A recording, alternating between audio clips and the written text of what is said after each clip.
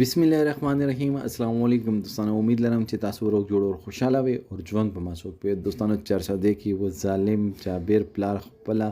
سکا شپاګو کالو ماشومان ډیره زیاتې بے دردي سره بے رحمه سره قتل کړي او ولې قتل کړي او واجه سوا هغه تدن پانسی ملاو شله پانسی نه مخکې هغه عالم ته نصيحت وکړو دوستانو د بارے کې ټول معلومات په دې ویډیو کې شریکو او که تاسو ټول معلومات باندې ځان خبرول غواړئ مونږ ویډیو ځان سره تر اخره پورې وګورئ او چې کوم ملګري مونږ په چینل باندې نوي دي هغوی د مونږ چینل مخه ځان سره سبسکرایب کړي ټلې نشان دی وای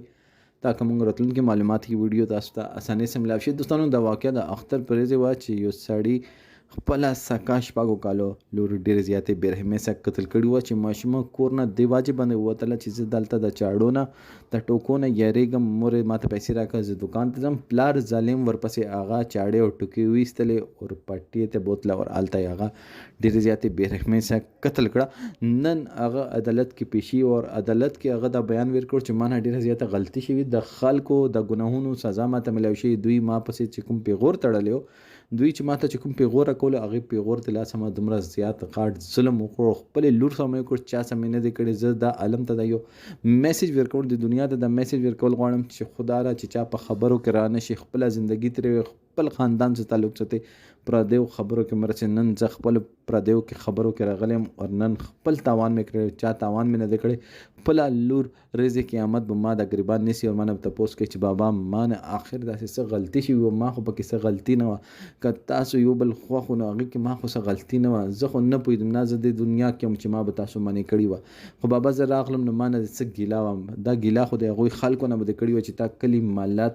وطن خلکو تا د معاشره خلکو چې هغه تاسو ژوند ته نه پرچول بابا که بیا داسې څه خبره وه نو تا به ما ته ویلي ما به ځان خپله ختم کړی تا ما چې دا ظلم ولې وکړو تا د معاشرې په مخ کې به ته ژوند څنګه ترای زه خو هسې هم د دنیا فاني نه رخصت شولم. نو دوستانو لوریانې خو الله پاک ډېرې زیاتې خوږې پیدا کړي دي او دلته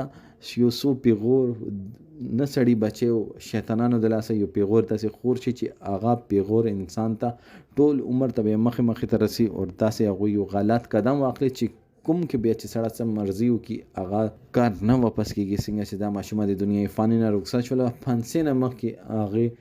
ټولې دنیا په مخ کې خپلې مړې لور نه معافي وغوښتله چې لورې ما نه ډېره زیاته غټه غلطي شوې وه او زه د عالم ته دا خبره کول غواړم چې خدا را د خلکو پیغور ما اورې دا وګورئ چې تاسو